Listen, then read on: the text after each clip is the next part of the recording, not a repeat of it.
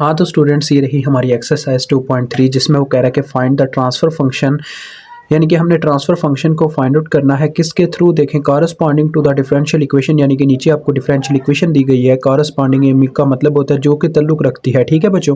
तो ये differential equation है, इससे हमने ट्रांसफ़र फंक्शन को कैलकुलेट करना है। अब देखो बच्चों, ट्रांसफ़र फंक्शन की मैं आपको सारी डेफिनेशन बता चुका हूँ और ऊपर वाले क्वेश्चन में ऑलरेडी हमने ये काम अप्लाई किया था।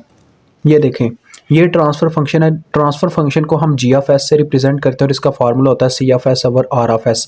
असल में पहले ही बताता चलूँ, ये सी ऑफ एस का मतलब होता है बच्चों आउटपुट और आर ऑफ एस का मतलब होता है इनपुट, यानी कि आउटपुट और input is equal to transfer function. This is the main example.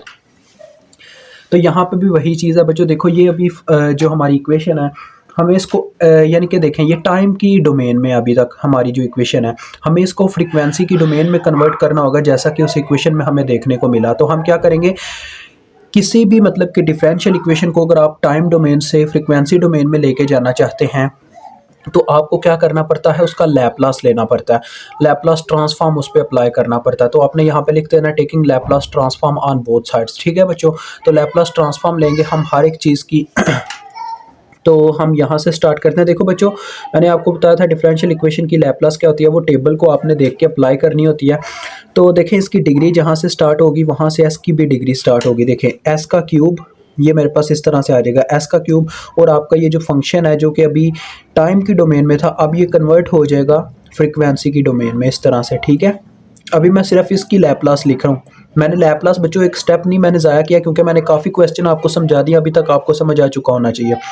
अब एस की डिग्री कम होगी, एक डिग्री कम हो जाएगी, माइनस इसमें से होगी, जो कि एस का स्केयर आ जाएगा, और इसमें से माइनस होगा सी की वो इनिशियल कंडीशन जो कि यानी कि उस पॉइंट पे होगी। यानी कि कोई भी अगर आपका डिवाइस इस्तेमाल हुआ है, इंडक्टर या कैपेसिटर, जो उसमें अंदर चार्ज स्टोर था, वो जो है इनिशियल कंडीशन, यानी कि बच्चों स्टार्टिंग में उसके अंदर जो चार्ज स्टोर होगा वो एस स्केयर के साथ मल्टीप्लाई होकर इसमें से माइनस होगा, ठीक है। इससे अब फिर से एस की डिग्री नीचे कम होगी। उस वक्त तक हम ये डिग्री कम करते जाएंगे जब तक ये एस की डिग्री 0 पे नहीं पहुंच जाती। अब देखिए, एस की डिग्री चली जाएगी 1 पे, और साथ में आ जाएगा यही इनिशियल कंडीशन का बच्चों क्या नाम है, डेरिवेटिव।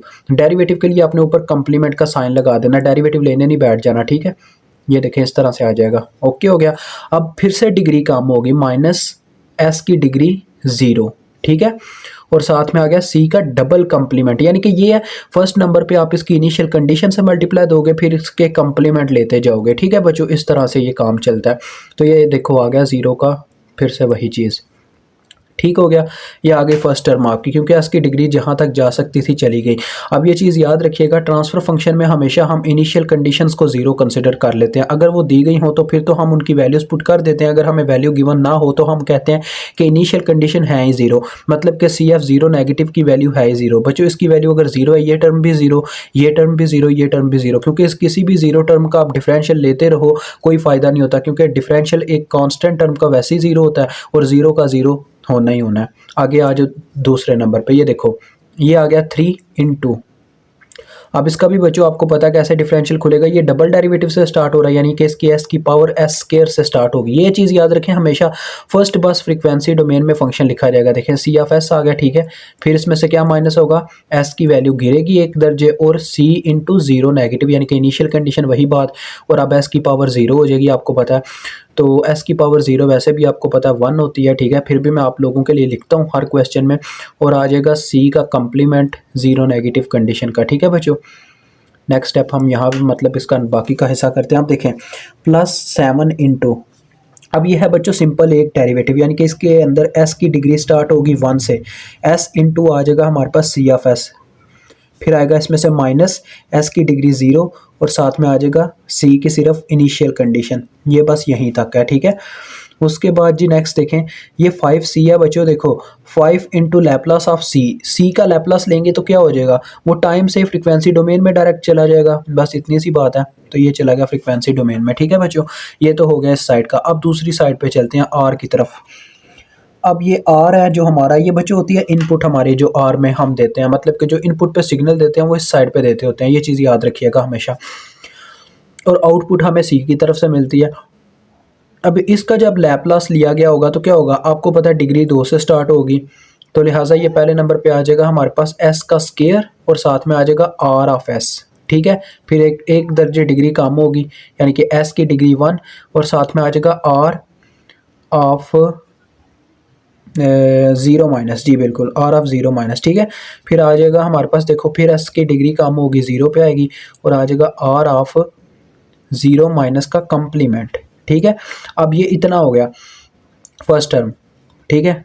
अब नेक्स्ट चलो बच्चों, देखो 4 इंटू काफ़ी लंबा स्टेप हो गया, मैं चाहता तो बच्चों 2-3 स्टेप्स में ही इसको ख़त्म कर देता, लेकिन आप लोगों को समझाने के लिए मैं एक एक स्टेप करता हूँ। अब देखें यहाँ पे डेरिवेटिव की डिग्री 1 से स्टार्ट हो रही है, तो एस भी 1 से स्टार्ट करेगा, आर ऑफ एस, ठीक है। और इसमें से माइनस होगा क्या बच्चों, इसमें से माइनस होगा हमारा एस की डिग्री 0, ठीक है, क्योंकि इसके बाद एस की डिग्री 0 नहीं है जो कि 1 होता है, और साथ में आ जाएगा आर इंटू 0 नेगेटिव, ठीक है, यानी कि इनिशियल कंडीशन।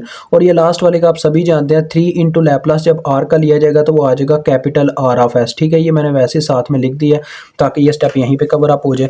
अब आप सब जानते हैं तमाम की तमाम इनिशियल कंडीशंस को हमने 0 कंसिडर करना, मतलब ये भी 0 है, ये भी 0 है, ये भी 0 है, ये भी 0, ये सॉरी ये नहीं 0 होगी, ये 0, ये 0, जितनी भी इनिशियल कंडीशंस है वो सारी 0 है, क्योंकि हमें यहाँ पे कोई उसके बारे में इंफॉर्मेशन दी नहीं गई तो हम उनको 0 ही कंसिडर कर देंगे, ठीक है। तो इन सबको 0 पुट करके जो निकल रहा है वो निकालो। ये देखो यहाँ पे आ जाएगा एस क्यूब साथ में सी ऑफ एस, ठीक है, और ये बाकी टर्म सारी 0 हो गई। यहाँ पे क्या निकलेगा, देखो plus 3 into S square C of S और बाकी सारी टर्म 0 हो गई जो इसके साथ वाली थी, क्योंकि ये भी इनिशियल कंडीशंस थी। अब यहाँ पे भी बच्चों देखो क्या निकल रहा है, 7 एस सी ऑफ एस, ठीक है, और ये जो है ये इनिशियल कंडीशन मांग रहा है तो ये भी 0 हो गया। उसके बाद ये 5 वाला रह गया, 5 सी ऑफ एस। अब इस तरफ की बात करूं तो बच्चों देखो यहाँ पे क्या है जी, यहाँ से मैटर स्टार्ट होता है S square R of S, बाकी ये सारी टर्म 0 हो गई। यहाँ पे देखें 4 एस आर ऑफ एस, बाकी सारी की सारी टर्म 0 हो गई, और ये लास्ट में रह गया 3 आर ऑफ एस। अब देखो बच्चों सिंपल सी बात है, इन सब में से आर ऑफ एस कॉमन लेना है, यहाँ पे सी ऑफ एस कॉमन लेना है। तो देखें यहाँ पे मैंने इस टर्म इस साइड पे ले लिया सी ऑफ एस कॉमन, और अंदर मेरे पास क्या बचा, देखें यहाँ पे एस क्यूब, यहाँ पे 3 एस स्केयर, यहाँ पे 7 एस, यहाँ पे 5, ठीक है। और इस साइड पे अगर मैं आर ऑफ एस कॉमन लूँगा तो मेरे पास क्या बचेगा, अंदर एस का स्केयर प्लस इसमें 4s बचेगा और इसमें बचेगा 3, ठीक हो गया। इतना तो मामला डन हो गया। अब क्या करना है, देखें सी ऑफ एस के बटे में ले आओगे आर ऑफ एस, ये हमने क्यों किया, इसको इसके बटे में लाया और इसको उसके बटे में ले जाना। ये करने की एक वजह, क्योंकि हमें जी ऑफ एस का फार्मूला पता है कि जी ऑफ एस बराबर होता है आउटपुट ओवर इनपुट, यानी कि C of S over R of S के। यही हमने निकालना था जो कि ट्रांसफ़र फंक्शन का फार्मूला था, वो आपके सामने लिखा हुआ है, तो वो हमने निकाल लिया है, ठीक है। तो देखें हमारे पास क्या आ गया, S square plus 4s plus 3 over S cube plus 3s square plus 7s plus 5।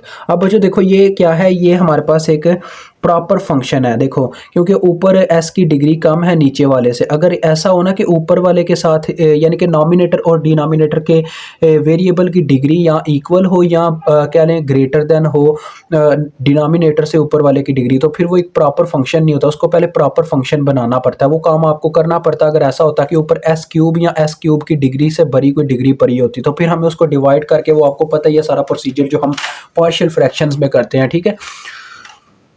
तो ज़्यादा अच्छा रहेगा आपके लिए, आप एक और स्टेप में ये भी लिख दीजिएगा कि ये जी ऑफ एस है, ठीक है, यानी कि इसको प्रॉपर तौर पे प्रेजेंट भी कीजिएगा, ये जी ऑफ एस के इक्वल होता है, ठीक है। तो ये इस फॉर्म में आ जाएगा। तो मुझे उम्मीद है आपको समझ आ गई है। जो कोई भाई वीडियो छोड़ के जाना चाहते हैं चले जाएँ, क्योंकि मैंने बस आंसर लिखना और अपना काम डन करना है। तो कमेंट सेक्शन में लाजमी बताइएगा आप कैसा लगा हमारा ये सब्जेक्ट अभी तक के लिए। खुदा हाफिज़।